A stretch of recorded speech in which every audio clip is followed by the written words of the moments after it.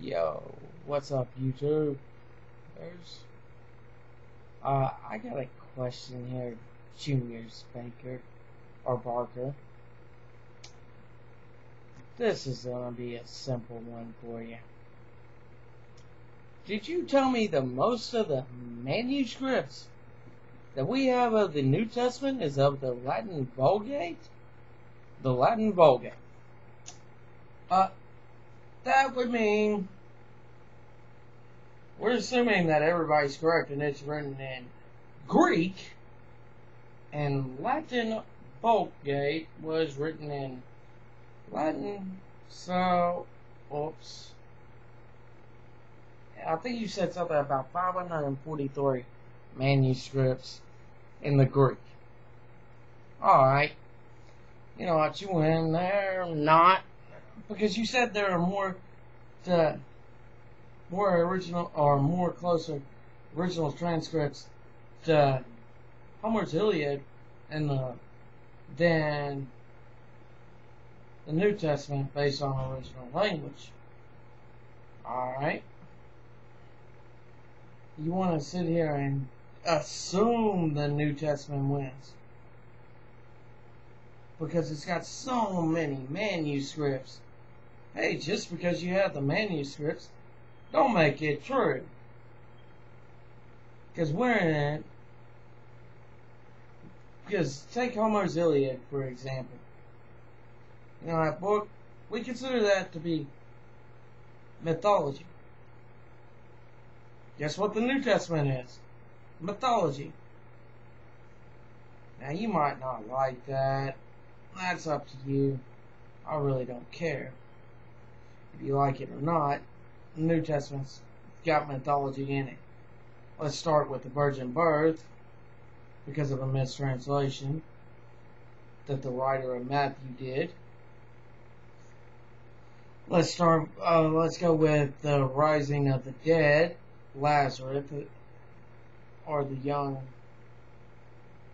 kid that Jesus resurrected. Walking on water.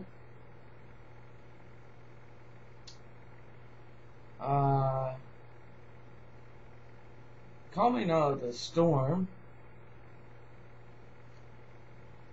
Oh yes, the resurrection from death. Yes, that would be mythology. Alright. And it's still up for debates whether Jesus claimed to be God or not. Because if he did claim to be God, the New Testament has quite a big contradiction or impossibility. If he was a man and died for the sins, it didn't solve anything. If he's a God and died, that's impossible because God can't die. But, yeah, it's sort of funny here, JRS Barker, that you think you've won something, you think you've proven something. Would you like to explain to me how you proved anything? Then people wanted to believe this story? Other than that, I'll give you that. People wanted to believe this story. It's called myth making. People inherently love to believe in myths. Granted, you don't think it's a myth, but it's sort of funny. It sounds like one, acts like one. If it sounds and acts like one, it must be a myth.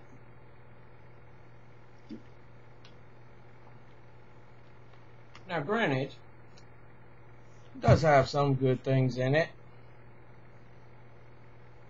Some, but not a lot.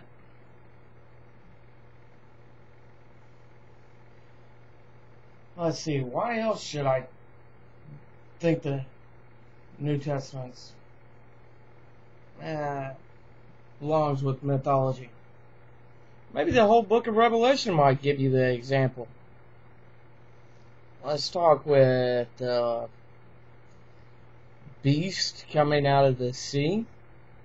You know that one, or the four horsemen Most notably, the fourth of the horsemen, the one on the pale horse, and death sat on it, and hell followed with him.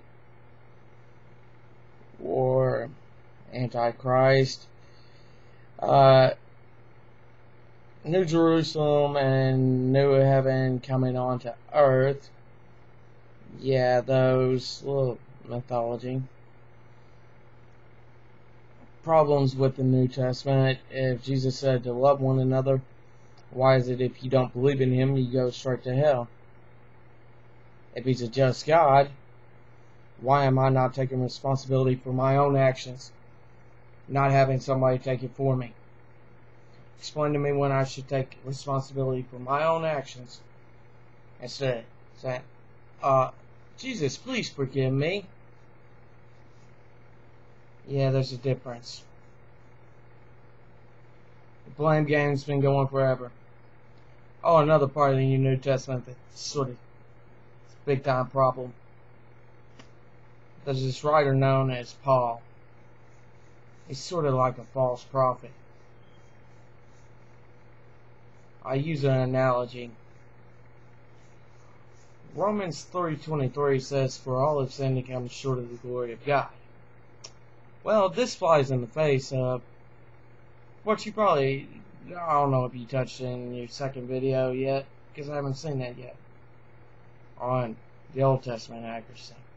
New Testament accuracy, you're ultimately not getting anywhere because it's biased source on top of that. But for all have sinned and come short of the glory of God. Well, I remember this guy by the name of Job who was perfect. I remember Enoch, who never saw death, and Elijah, who never saw death. And oh yeah, Melchizedek, who doesn't have a father or mother. So, oops. Sort of seems like Paul was lying there. But you know, Paul said, I think it was Romans 3:7 where he said, if I tell a lie for the glory of God, why am I being punished?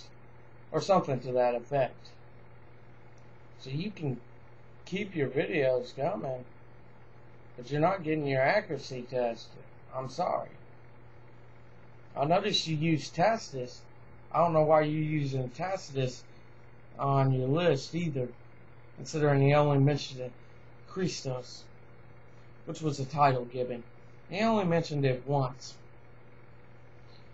And he wrote extensively on Pontius Pilate, from the best of my understanding. And on top of that, he wrote about Hercules and Zeus, if I remember correct. So do we believe in Hercules and Zeus now, too? Yeah. Sorry. But when you have the New Testament, only about 543 copies, you said, of Greek, makes it second, not first. Have a good day, Juniors, Parker.